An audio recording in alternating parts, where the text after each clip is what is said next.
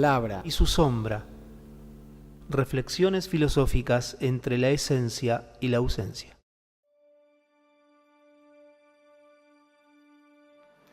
Muy buenos días, estamos en un nuevo programa de La Palabra y su Sombra y en este nuevo programa quiero darle la bienvenida a un gran amigo y caso especial. No vamos a hacer solamente filosofía, yo creo que también vamos a hacer filosofía porque no se puede abandonar, y más si estoy acá, pero queremos hablar de algo que ha estado siempre unido al pensamiento y a las inquietudes del hombre, también, que es ese fin último, podría decirse, que es Dios, ¿no? Y para eso he traído acá, casi obligadamente, siempre voluntad y predisposición, a mi amigo Cristian Curia. Hola, ¿cómo va? Muchas gracias por la invitación. No, por favor, gracias por estar acá. Y él es catequista y profesor de historia. No sé si Tal catequista cual. es el título. Sí. Primeramente sí. Si te decía teólogo, no te gustaba. No. Está asociado a una formación más académica. Sí, puedo ser teólogo desde el punto de vista de la reflexión, pero Está bien. Y eso si ya queremos es quitar. más amplio. No tener títulos tan fríos es una persona amante de Cristo, Sí, ¿no? Y sí. Por lo menos en búsqueda de... Sí, pero veo es una persona con pasión, eso es lo que quiero que veamos en el programa. Tiene varios libros, además es un escritor prolífero. Estás haciendo tu cuarto libro y no voy a preguntar tu edad, pero estás, digamos, en carrera. En carrera. No sé cuál de todos está haciendo tu primer libro, creo que... En torno a la mesa es el primero. Sí, del cual íbamos a hablar un poco hoy, En torno a la mesa. Después ha seguido... Un poco de aire fresco. fresco. Y por último... El último, Te creo. Bien, y ahora estás publicando... Y está por salir en breve, La vida nos da señales, por otra editorial, pero bueno, está por salir en febrero o marzo, ya sale. ¿Siempre escribiste? No. Empecé como escritor siendo escriba. El padre Franz de Vos, cuando tenía Parkinson, no podía escribir, entonces nos invitaba a sus allegados a hacer una especie de copista. Él dictaba y nosotros copiábamos, y varias veces me dejó como hacerlo solo. Él me tiraba alguna línea de pensamiento y que vos la sigas. Y ahí empecé. Y un día me animó a escribir algo que fue En torno a la mesa, y no lo pudo ver editado porque falleció antes, pero él fue el que me inspiró en ese camino. Qué experiencia, no sabía esa historia, mira. Así que eras un escriba. Un escriba. Mira. Y fue después de esto de tu carrera en la catequesis, tu carrera académica, digo, Yo empecé siendo catequista sin una formación académica. De vocación. Claro, de vocación. Después de confirmado empecé haciendo, y luego hice el seminario catequístico, después tuve una formación en el seminario para el sacerdocio, y ahí empecé, pero sobre todo desde el vínculo con el padre Franz, ¿no? A partir de ahí, después fui creciendo en formación. Muy bien. Y después llegaste a la historia. Y después hice el profesorado de historia. Sí. ¿Y por qué llegaste, cómo enganchaste esos dos placeres, ¿sabes? O amores? La historia en sí, al principio, como todos, quizás la mayoría de los adolescentes nos pasaba, en la escuela secundaria era un cierto rechazo, pero no por el contenido, sino a veces por la forma, pero siempre estaba algo pendiente, algo de la historia que siempre me gustó. Y a partir de ahí, una vez que terminé de hacer el profesorado en Ciencias Sagradas, me animé a hacer otro profesorado y busqué uno que me gustara y era el de historia. Entonces recurrí a hacerlo. Muy bien. Hay que hacer pues otro programa donde hablemos de historia, de alguna temática que te interese. Vale. Sé que lo que te apasiona es la historia de Argentina, principalmente, me parece, ¿no? Algunos personajes de la historia argentina, pero más me gusta la historia mundial o antigua, en estos dos. Como he visto esto de las redes sociales, los comentarios tuyos son principalmente de política argentina, de historia argentina. Sí, pero sobre todo algunos personajes. Del último siglo, incluso. Sí. Pero por una cuestión no ideológica, pero sí por una cierta formación que he tenido en la parte de historia de la Iglesia, de historia argentina del siglo XX, que me parece que hay ciertas malinterpretaciones, obviamente desde una concepción personal, ¿no? Y más que nada tiene que ver con eso en los comentarios. Bien. Para mí la historia argentina no empezó en el siglo XX, ni sobre todo a mediados del siglo XX, para ser puntuales, sino Sí. que es previo. Y hay muchas cosas previos que después se utilizaron políticamente para hacer una línea, pero bueno, eso es Sí, otro tema, ¿no? la interpretación posterior Exacto. de todos los hechos. Bueno, quiero empezar con algo de este libro. Quizás vos querés presentarle un poco qué es lo que te motivó a escribirlo, qué es lo que trataste de transmitir. Aunque se presenta un poco solo, pero comento algo de lo que Dale. me gustó como lector. Hay una linda referencia, o está todo el texto tratado, haciendo idas y venidas con lo que sería la actividad cotidiana de sentarse frente a la mesa Tal cual. en comunidad, ¿no? Sí. Y en situaciones especiales, obviamente un cumpleaños, vos haces o una festividad cualquiera, pero haces esa relación de la festividad y cómo eso sería análogo a lo que pasa en la misa En la misa, tal en cual. la iglesia. Sí, sí. Y ese juego es original, me gustó, es diría simpático, aunque la palabra quizá quede rara, pero es muy ameno y uno puede ir viendo cómo en esa alegoría de lo que fue además la última cena de Jesucristo, se va viendo la recreación de la última cena de la misa y se va viendo la recreación de cuando nosotros nos juntamos. Exacto, tal cual. Y en eso hay algo muy, bueno, ¿cómo llegaste a eso? Descubriendo que la misa era eso. Pasa que uno tiene asociado a la misa del siglo XX pensando que siempre fue así. Y eso es un error. En la historia de la iglesia el siempre y el nunca no corresponden.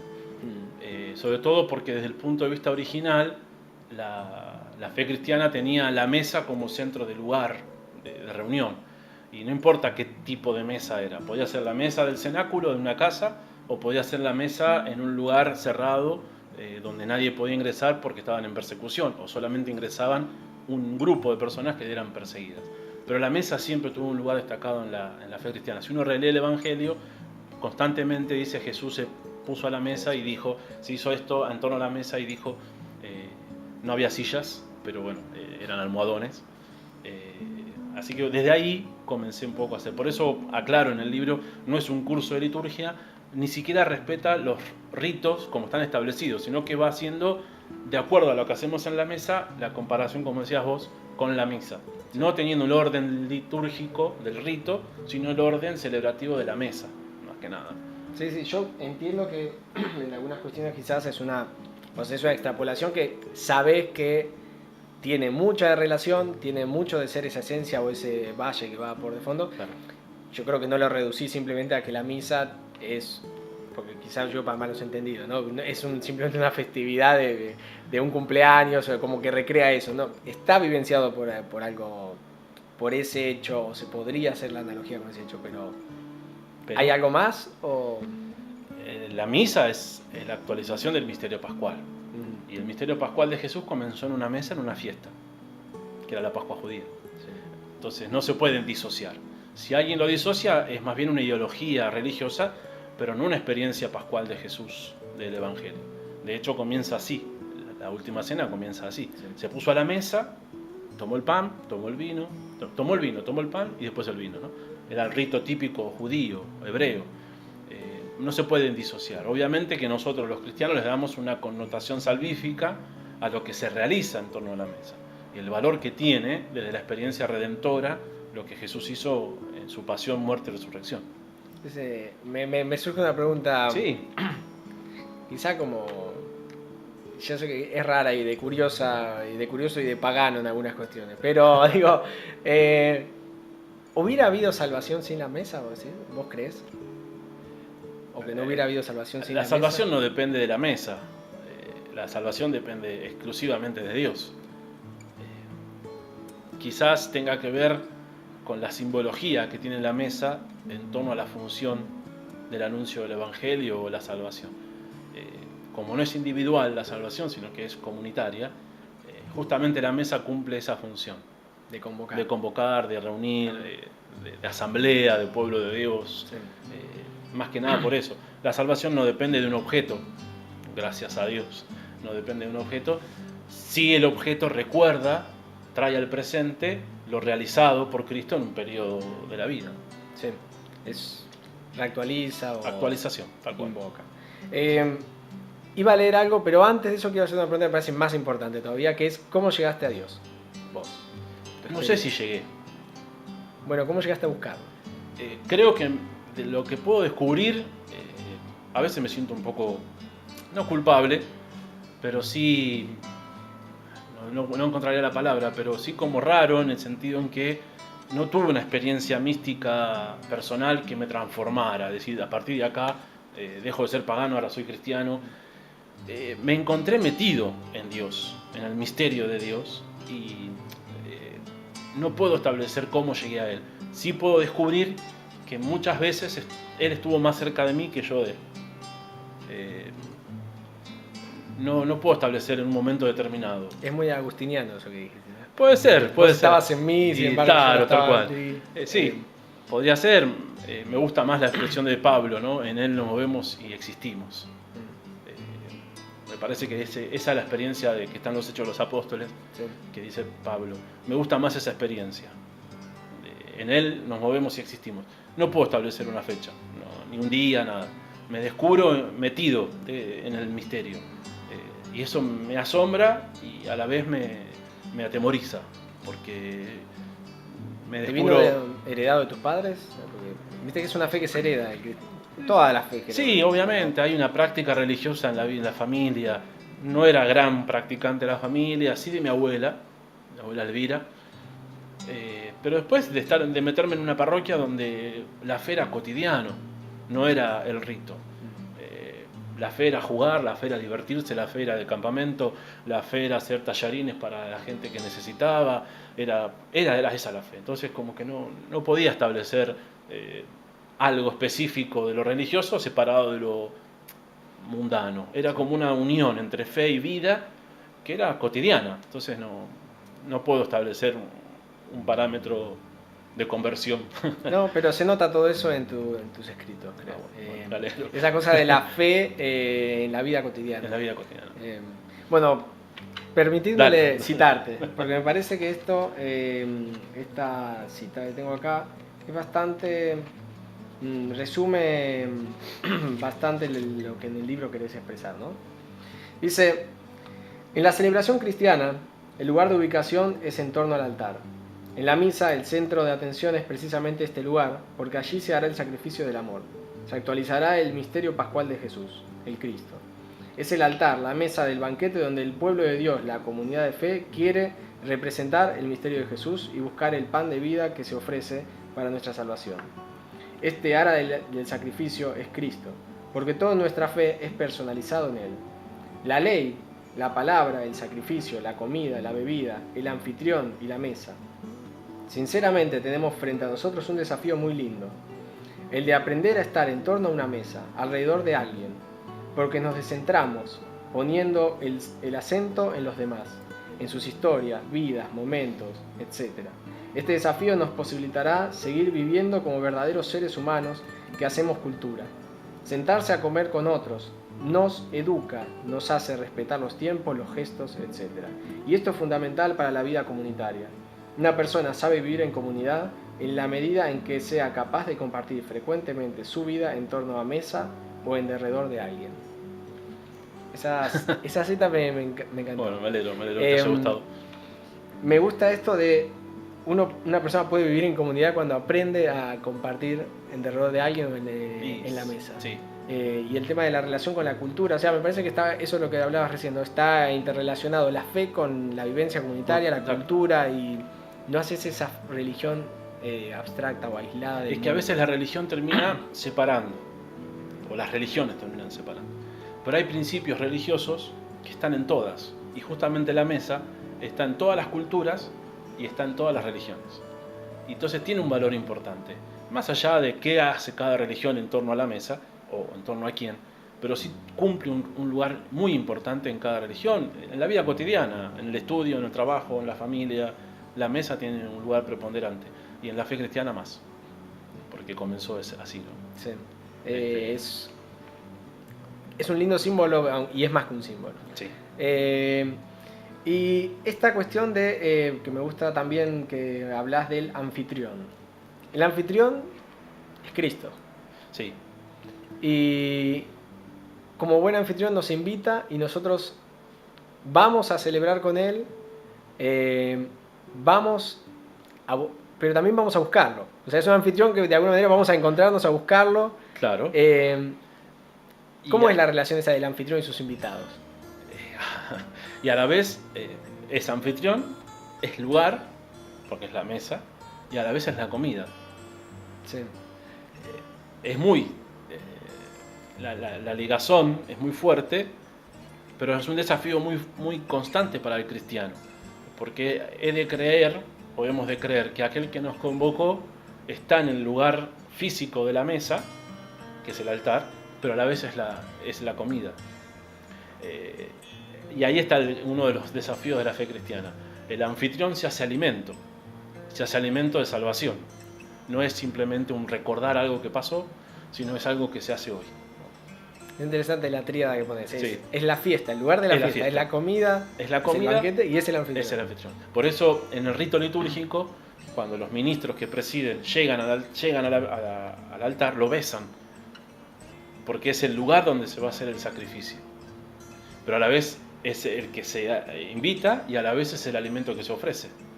Es todo un misterio muy fuerte, por lo menos para los cristianos, ¿no? Es muy fuerte. Sí. Vamos a hacer una pequeña pausa y volvemos. Te tengo algunas preguntas reservadas que he estudiado, así que espero que estés preparado para el arsenal. Esperemos que sí. Bueno.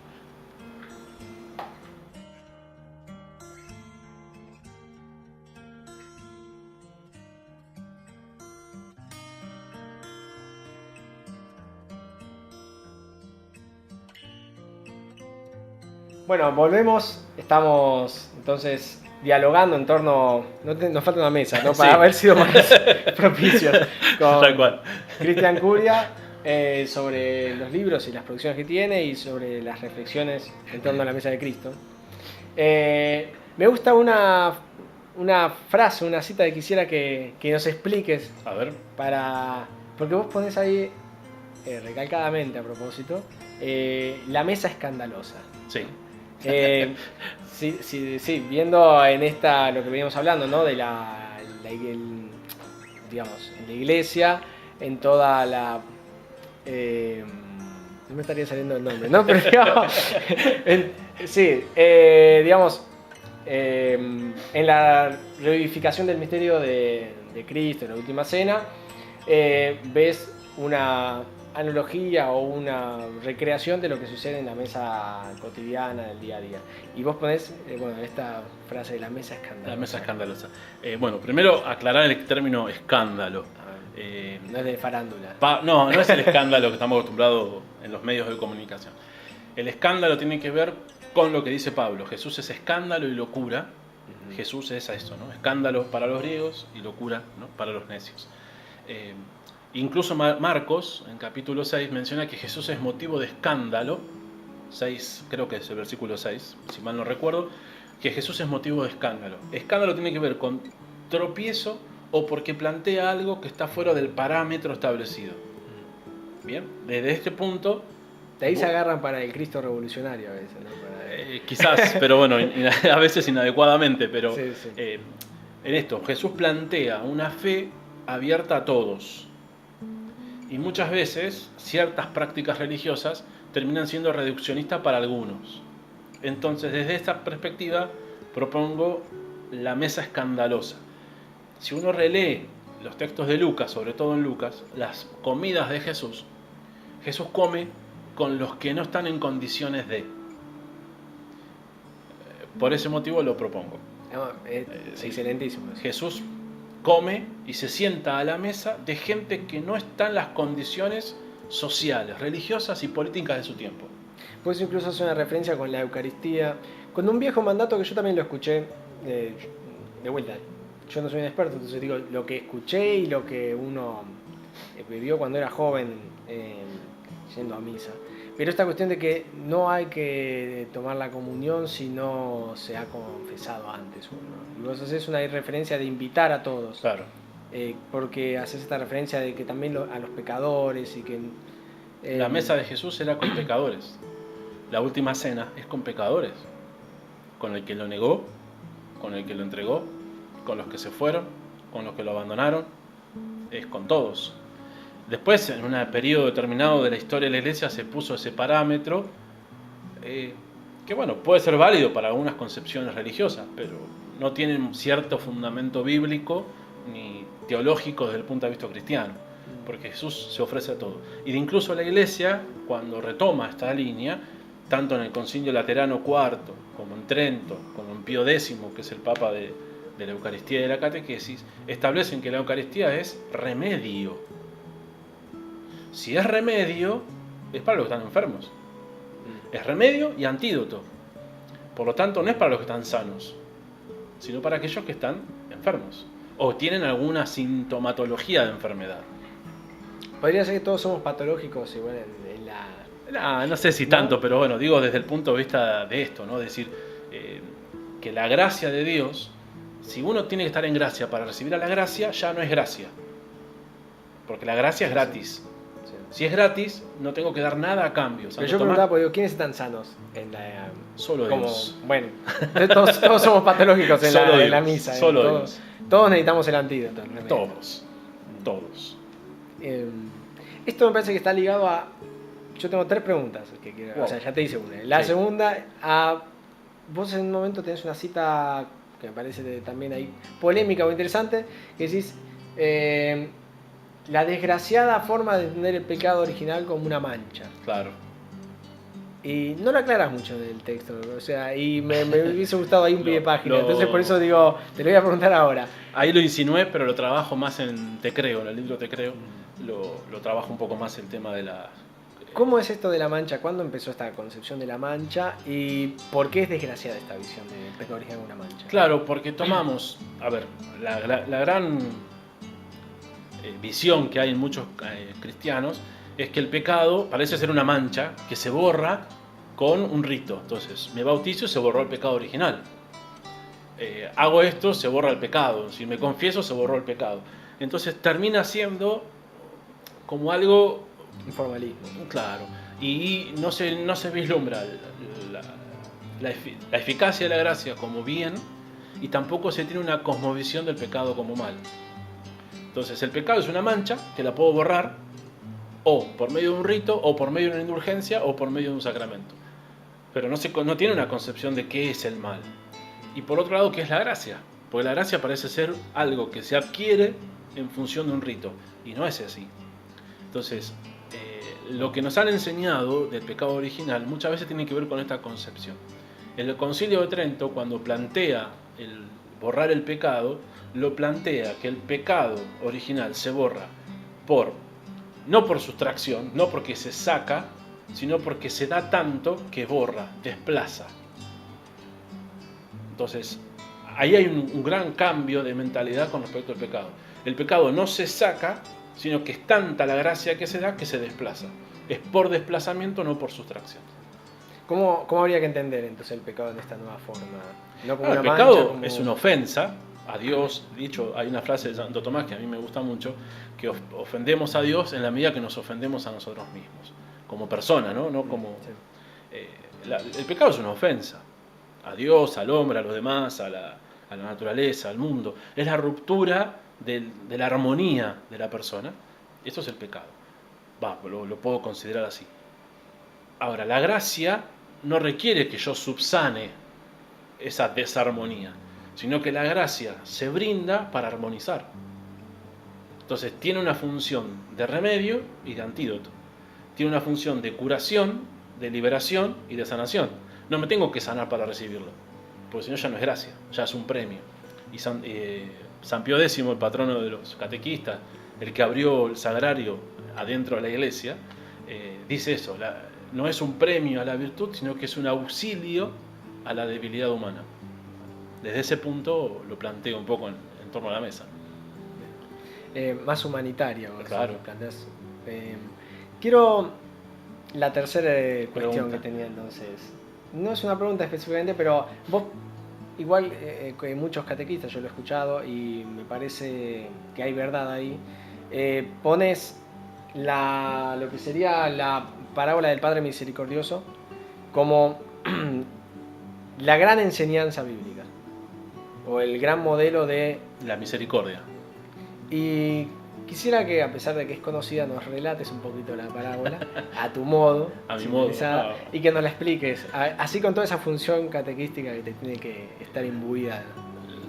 El relato dice que hay un padre que tiene 2 hijos y que el menor le pide al padre la parte de la herencia que le corresponde, se va, malgasta, pasa hambre y en un momento de reflexión dice cuántos cerdos de la casa de mi padre comerían las bellotas que están comiendo los cerdos. Y ahí dice, volveré a la casa de mi padre, le pediré perdón y demás. Después continúa el texto con que cuando está volviendo, el padre lo estaba esperando, sale, lo abraza, corre, lo besa, hace una fiesta. Cuando está organizando la fiesta, el hermano mayor, que estaba lejos, vuelve, escucha la música. Ahí hay un personaje bastante importante que a veces pasa como secundario, que es un sirviente que le llena la cabeza, no, pero le dice al hijo mayor que el padre mató el cordero engordado para el menor. El mayor se enoja, el padre sale de la fiesta, lo invita a participar y le dice que todo lo tuyo es mío. Y a partir de ahí termina un poco el relato bíblico. Obviamente tiene más detalles, ¿no? Sí, El sí. texto de Lucas es mucho más detallista que la narración que Pero acabo de explicanos hacer. por qué la centralidad y los simbolismos. Me gusta porque vos tenés un análisis ahí de los simbolismos. Sí, en realidad lo centro en el punto de vista de la misericordia, término que hace unos años se puso de moda en la concepción de la Iglesia. La misericordia no tiene que ver con dejar pasar, laissez-faire, laissez-passer, sino que tiene que ver con la redención de la otra persona. El misericordioso es el que redime. Durante siglos a los cristianos se nos dijo que es la parábola del hijo pródigo, cuando el texto no habla del hijo, habla del padre. Entonces se redescubrió que es la parábola del Padre misericordioso. Ahí tiene que ver un cambio de lectura que los cristianos hacemos con respecto a los textos bíblicos. El acento no está puesto en quien hace el pecado, sino en aquel que redime al pecador, que es el Padre. Y el Padre redime a los 2 que pecaron, al menor porque se fue y al mayor porque rechazó la oferta, que también estaba lejos. Y hay muchas características. Este término de redimir, Sí. porque uno lo usa cotidianamente, pero parece más complejo en el entorno, aunque sea bíblico. ¿Podés explicarlo para los neófitos? ¿Qué significa No, esto? hay muchas redenciones. La redención que habla, por ejemplo, a veces los profetas es la redención de la esclavitud a la libertad, de la enfermedad a la sanación. Hay muchas redenciones. La Biblia o el Nuevo Testamento o el Evangelio, en sus 4 textos, nos hablan de una redención de la persona que incluye lo humano, lo cotidiano, pero también lo trascendente. Ser redimidos es ser salvados.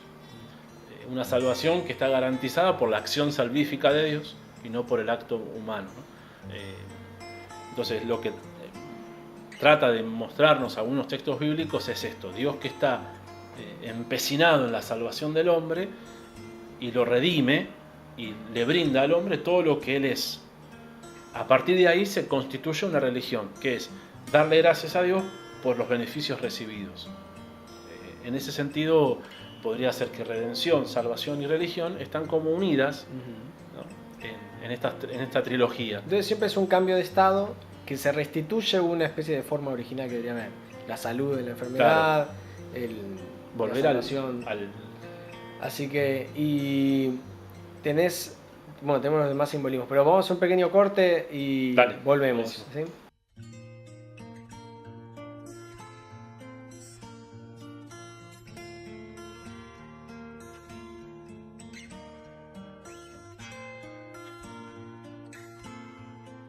Estamos de vuelta después de nuestra segunda pausa. A veces esto de hacer los programas tiene dificultades técnicas que hay que solucionar. Pero bueno, nos estabas explicando y revelando todos los secretos de la parábola del... No, todos no, algunos. del Padre Misericordioso. Yo también la conocía como el Hijo pródigo, Claro. y me sorprendió cuando vi el cambio de nombre. Intuí por No alguna soy, cuestión. no soy biblista, pero No, hay pero muchas- bueno, hay pasión en lo lindo, digo, más allá de una interpretación que uno pueda hacer, es descubrir que la escritura no es una letra que ya está interpretada, sino que tiene mucho para rescatar, muchísimo. Y a veces, por ejemplo, que lees desde el punto de vista que dice del hijo menor, bueno, tal cosa. Y podés poner el acento ahí. Pero ¿el texto de qué habla? El texto habla de Dios. Entonces, ¿quién representa a Dios en ese texto? El Padre. ¿Qué hace el Padre? Bueno, y ahí tenés características que podés descubrir de Dios, ¿no? Y hay cosas que son fascinantes. Me gusta por lo menos a mí. el personaje del hermano mayor. Sí. ¿Qué sería ahí? El envidioso, sería aquel que representa la norma moral estricta. ¿Qué? No, la norma es el Padre. Pero por eso digo la estricta, quizás el formalismo, el fariseo, no sé. el que quiere las reglas, no sé. Podría ser, porque de hecho la parábola del Padre Misericordioso, en el capítulo 15, Lucas lo pone en contra de los que dicen que Jesús se junta con pecadores y publicanos, fariseos y demás, ¿no? Podría llegar a ser una interpretación. Quizás el hijo mayor podría interpretar a aquellos que a veces se dan en muchos lugares, en otras diócesis lejanas. Bueno, yo hace mucho ya que estoy acá, ya soy el más grande, tengo más historia, tengo más trayectoria, y a veces da ciertos resquemores que alguien nuevo, menor, tenga más beneficios que uno que ha estado años. Bueno, tal vez podría ser también algo de eso, ¿no? Y lo pensaba en esto que estabas explicando vos del redimir como restitución. Y digo, el hijo que se fue y que lo perdió todo, lo restituye dándole de vuelta ese lugar de humano otra vez, porque él se ponía al lugar de los cerdos incluso. Exacto. O sea, lo vuelve a traer a ese plano de lo que tiene que ser. Y al otro que está en un plano de autoridad, lo vuelve a traer hacia abajo, siendo el Padre Nivelando. Dios, ¿no? Por eso, Nivelando. aquel que restituye y nivela es interesante. Y vos hablaste del siervo que mete la cizaña. Sí. ¿Cuál es? Ahí me Y gustó. hay muchos personajes. Digamos, las parábolas no son relatos históricos, esto hay que aclararlo. La parábola es un relato teológico que quiere enseñarnos algo de un personaje. En este caso, Dios. En las 3 parábolas de la misericordia es Dios. No son relatos históricos, no pasaron así como está relatado. Es una interpretación que hace el evangelista, Lucas. A veces hay personajes que tienen que ver con la dimensión típicamente humana. ¿Cuántas veces nosotros nos hemos alejado? ¿Cuántas veces nosotros pensamos que somos, porque tenemos muchos años acá, somos el dueño del banquito, este banco es mío, acá me siento yo, este lugar es mío? Y muchas veces tenemos la función del siervo, que empezamos a meter cizaña de uno en contra de otro. Y bueno, hay que ver también. Hay una frase, el padre cuando vuelve el hijo, cuando dialoga con el hermano mayor le dice, tu hermano estaba muerto y ha vuelto a la vida, ¿no? No sé si es textual. Algo más, sí. Y después dice, y ha sido encontrado. Que es una frase muy fuerte, que muchas veces pasa desapercibida. Ha sido encontrado. Al pastor. Al que ha sido buscado. No es que volvió solamente. Lo repite 2 veces. Mira, es interesante esa. Ha sido encontrado. Entonces está poniendo el acento en que alguien lo estuvo buscando. Obviamente podemos interpretar que ese buscar está en el Padre. Sí, me recuerda también a esto del pastor que por una de sus ovejas va a buscarla, ¿no? Son 2 imágenes de Dios que me parece que... muy poéticas y muy lindas para interpretar. Sí, y algo que quizás es más trillado, pero siempre me llama la atención de por qué las enseñanzas más fuertes de la Biblia de Cristo son parábolas, o son, no sé si decir metáforas o alegorías. ¿Qué hay en la imagen, en la alegoría? Está bien, él vino a hablarle a los humildes y no a los doctos. Sí. Pero, ¿qué hay ahí? ¿Cuál es la relación de la verdad con esas imágenes y esos relatos? Buena pregunta. Lo primero es que Jesús, uno puede decir, no viene a hacer una enseñanza catedrática. Por lo tanto, las parábolas tienen un lenguaje común y cotidiano con un sentido teológico. Que muchas veces, algo que el padre Franz menciona en uno de sus libros, hay que distinguir entre la palabra catecumenal de la palabra religiosa. La palabra religiosa puede tener conceptos que están dentro del gueto, pero que la gente no interpreta, y que muchas veces la palabra catecumenal, parábola, son palabras de la realidad que la gente puede contemplar, descubrir y desde su concepto vincularlo con lo divino. Algo que también Queiruga plantea en uno de sus libros, ¿no? Muchas La función veces, pedagógica. claro, Jesús como pedagogo no se plantea desde conceptos de un gueto religioso, sino que busca palabras que estén vinculadas con la vida. Por eso las parábolas, ¿no? Bueno, Y además como parábola como enseñanza abierta, no como enseñanza ya cerrada. sí. Sí, yo tengo miedo de citar un grande y hacerle un mal obsequio, ¿no? Pero yo recuerdo una clase de un personaje que quiero mucho, al padre Balini, del que estuvimos hablando, que hablando una vez de la escritura había dicho algo, pero por eso no recuerdo textual porque decía yo pasaba por ahí, Claro. ni siquiera yo estaba presente del todo. Esas cosas que liberaba de golpe, esas verdades. Y él decía que la Biblia tenía algo que en otro texto sería una deficiencia, pero en ese texto era una grandeza. Que era, no sé si la palabra era ambigüedad, por eso, pero tenía cierta ambigüedad del lenguaje, o falta de claridad, que en un escrito científico sería una falencia, Claro. pero al ser la Biblia y al ser o sea, estaba eso que sería un mal, estaba transformado en Dios en un bien. Porque era algo que permitía que el mensaje sea amplio para todos y que a veces diga cosas en un momento que se necesita y a veces diga cosas, uno podría decir, bueno, como que hace trampa, ¿no? Claro. Pero no, la realidad es que dice, es como que es palabra viva en ese sentido y amplia y tiene muchas verdades o tiene infinitas verdades Sí, dentro. de interpretación y de búsqueda, porque ahí está lo bueno de la palabra del texto bíblico.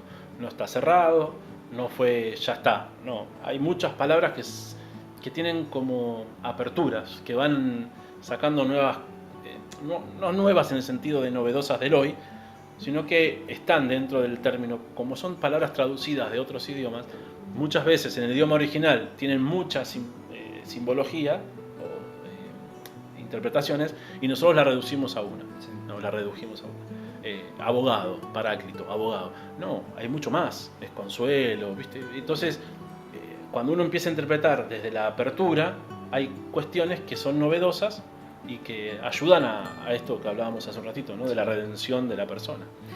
Bueno, para terminar, porque siempre los programas tienen su tiempo y no es una excepción, me gustaría que, bueno, ya hemos hablado mucho sobre el libro de En torno a la mesa, tu primer libro, pero comentándonos un poco sobre estos dos, te los dejo para que se los muestres al público, y comentando sobre el que estás escribiendo ahora, una breve reseña como para atentar al lector.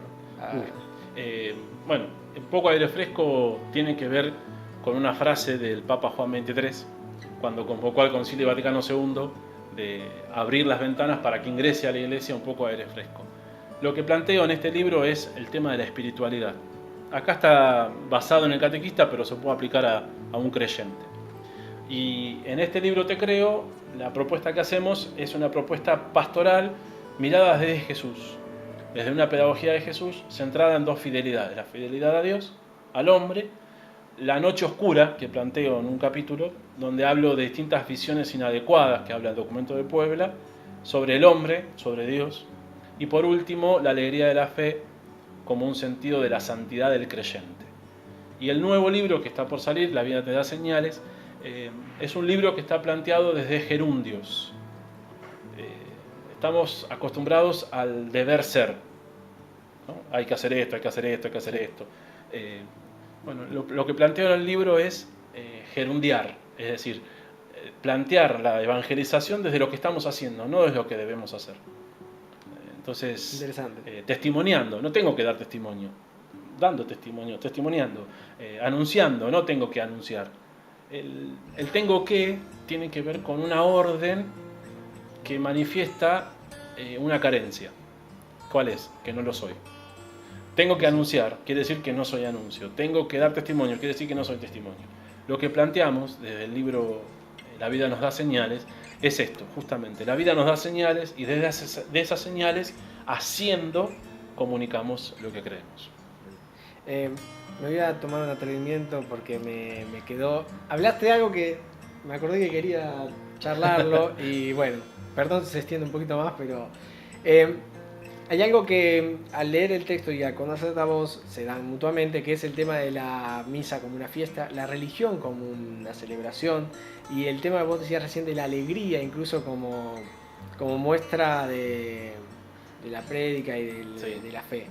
Y yo decía, pensando en tantas personas y tantas posibilidades de ritos que ponen el foco en lo solemne, como lo contrario tuyo que es la fiesta. Y yo digo, Una cosa ¿por qué? no quita la otra, pero... Pero bueno, ¿cómo contraponemos esto de lo solemne y la festividad? Lo solemne tiene que ¿Cómo ver se con compara? lo que nosotros hacemos. La alegría tiene que ver con lo que Dios hace. De hecho, en un poco de aire fresco planteo la alegría como un don teologal. Conocida las clásicas Fe, Esperanza y Caridad, planteo una cuarta, pero que es la alegría. La alegría en el sentido no de diversión, de alejarse, sino de estar centrado en aquello que le da sentido a la vida. Y la alegría del creyente está centrado en el misterio de Dios que le da sentido a su existencia. Entonces una persona alegre puede estar sufriendo, pero es alegre, porque el sufrimiento no es un fin, sino un paso hacia algo mejor. El alegre tiene sentido de trascendencia, el divertido no. El divertido tiene que evadir la realidad, el alegre no. Por ese motivo, ¿no? Te pusiste filosófico ahí. Me gustó, me gustó. Bueno, es un planteo. Yo creo que con eso no quiero preguntar más porque podría... No, después la otra virtud don teologal que planteo en el nuevo libro, La vida nos da señales, es la osadía. La alegría y la osadía son dos virtudes que están en Dios. Dios es alegre y es osado. Muy, muy interesantísimo. No, realmente me quedo con eso último que dijiste. Es para pensar y meditarlo, Bueno. y me parece excelentísimo. Bueno, en gracias. muchos sentidos. Muchas gracias por Es la algo que he invitación. pensado, he estado siempre pensando esto de la solemnidad y yo creo en la alegría como manifestación de algo que pasa dentro y de una verdad. Es que a veces lo solemne nosotros lo ritualizamos tanto que le hacemos perder de vista lo festivo. Lo solemne no tiene que ver con falta de sentido de trascendencia o de teología. Lo alegre, perdón. Sí. No tiene que ver con eso. Se asocia a lo solemne. Pero lo solemne tiene que ver con el rito que uno hace frente al misterio y la alegría brota del misterio hacia uno. Que está la diferencia, ¿no? Yo puedo ser solemne siendo alegre. Puedo ser haciendo alegre solemnemente. Bueno, muchas gracias, No, querido claro. Cristian Curia, y la verdad no cambies esa actitud. Esperemos que no. Porque Esperemos eso es lo que contagia. O modificarla para mejor. Sí, bueno, pero sigue contagiando, que yo Esperemos creo que que ese sí. es el don que tiene que tener el catequista. Bueno, muchas gracias. Así que bueno, gracias por estar acá y nos despedimos hasta el próximo programa de La Palabra.